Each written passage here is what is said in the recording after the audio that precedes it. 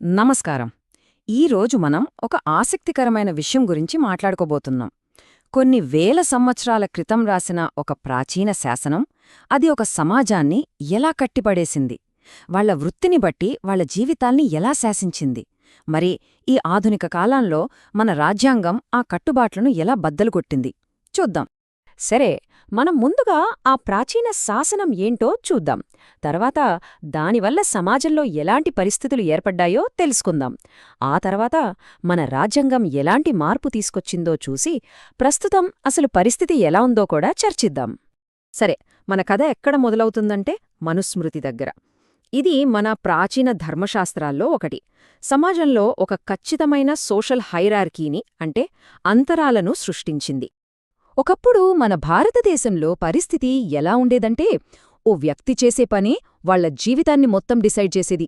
అంటే వాళ్ల సామాజిక హోదా, వాళ్లకున్న హక్కులు, చివరికి వాళ్లు పవిత్రులా కాదా అన్నది కూడా వాళ్ల వృత్తిని బట్టే ఉండేది. ఇప్పుడు మనం ప్రత్యేకంగా గానుగా లేదా తెలి కమ్యూనిటీ గురించి మాట్లాడుకుందాం. వాళ్ల వంశపారంపర్య వృత్తి ఏంటంటే విత్తనాల నుంచి నూనె తీయడమనమాట. ఇక్కడే అసలు విషయముంది. మనుస్మృతిలో ఈ నూనె తీసే పనిని ఓ మామూలు పనిలా చూడ్లేదు. దాన్ని ఒక నీచ వృత్తిగా, అంటే ఒక తక్కువ స్థాయి పనిగా ముద్రవేసింది. అది కేవలం ఒక ఉద్యోగం కాదు, అదొక అపవిత్రమైన పని అన్నట్టుగా చెప్పింది. ఇది ఊరికే మాట వరుసకు చెప్పింది కాదు, ఏకంగా శాసనంగా రాసేశారు. ఉదాహరణకు మనుస్మృతిలోని ఒక శ్లోకమేం చెప్తుందంటే, తైలిక అంటే నూనె తీసేవాళ్లను శ్రాద్ధకర్మలకు, అంటే పితృదేవతలకు చేసే పవిత్ర కార్యక్రమాలకు పిలవకూడదు అని. అంటే వాళ్లను మంచి కార్యక్రమాలకు దూరం పెట్టాలని రూల్ పెట్టారన్మాట.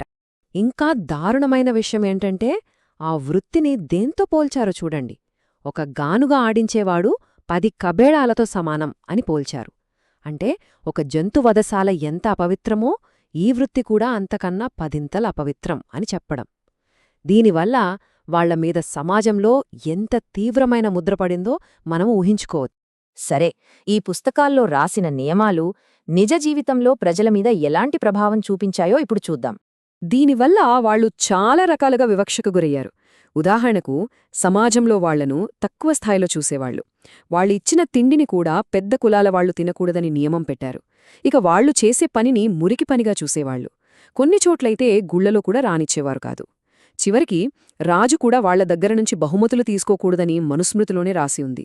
అంటే వాళ్ల జీవితంలోని ప్రతి విషయంలోనూ ఈ వివక్ష ఉండేదన్నమాట. ఈ వివక్ష అనేది ఏదో అనుకోకుండా జరిగింది కాదు. ఇది వర్ణాశ్రమ ధర్మం అనే ఒక సిస్టంలో భాగం. అప్పట్లో రాజుల బాధ్యత ఏంటంటే ఈ వర్ణ వ్యవస్థను కాపాడటం. అంటే ఎవరు ఏ పని చెయ్యాలో, ఎవరి స్థాయి ఏంటో ఆ నియమాలను అమలుపరచటం. కొన్ని చారిత్రక ఆధారాల ప్రకారం ధర్మశాస్త్రాల ఆధారంగా నడిచే ఈ పాలనా వ్యవస్థనే ఒక రకంగా హిందూ రాష్ట్రం అనే కాన్సెప్ట్తో పోల్చి చూపిస్తారు. అయితే ఇక్కడ మనం ఒక ముఖ్యమైన విషయం గుర్తుపెట్టుకోవాలి. అందరూ దీన్ని మౌనంగా భరించలేదు.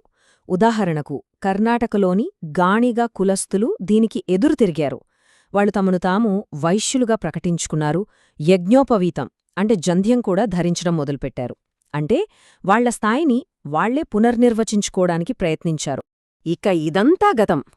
20వ శతాబ్దం మధ్యలో ఒక విప్లవాత్మకమైన మార్పొచ్చింది. అదే మన రాజ్యాంగం. ఈ పాత వ్యవస్థను మొత్తం కూల్చివేయడమే దాని లక్ష్యం.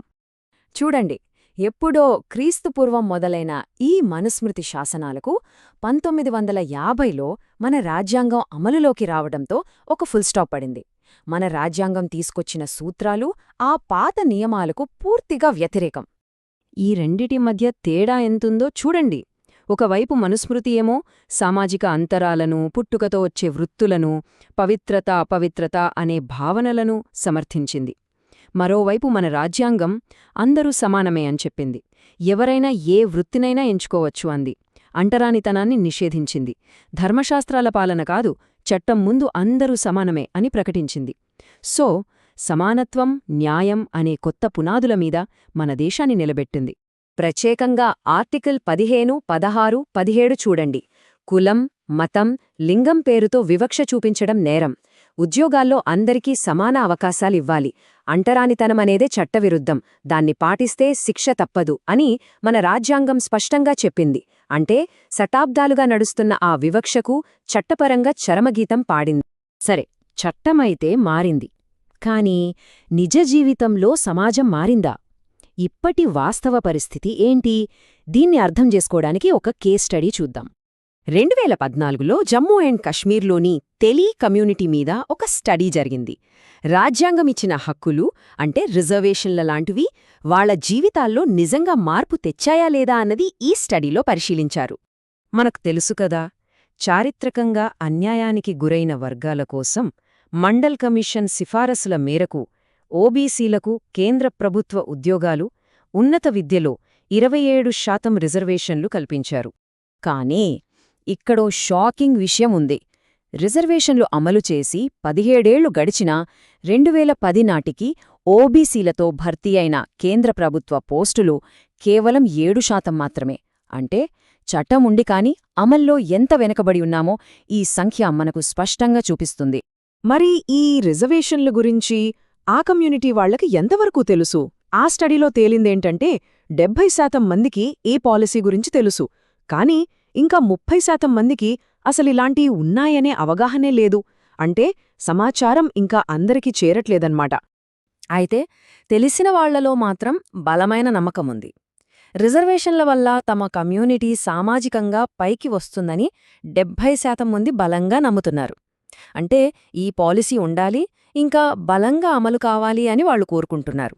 సో చివరికి ఆ స్టడీ ఏం తేల్చిందంటే, రిజర్వేషన్ల గురించి తెలిసినా సరే చాలామంది వాటిని వాడుకోలేకపోతున్నారు. ఎందుకంటే పేదరికం, సరైన సపోర్ట్ లేకపోవడం లాంటివి అడ్డు వస్తున్నాయి. అంటే చట్టాలు చేయడం, వాటి గురించి చెప్పడం ఒక ఎత్తు అయితే, వాటిని అందుకునేలా పరిస్థితులు కల్పించడం మరో పెద్ద సవాలన్నమాట.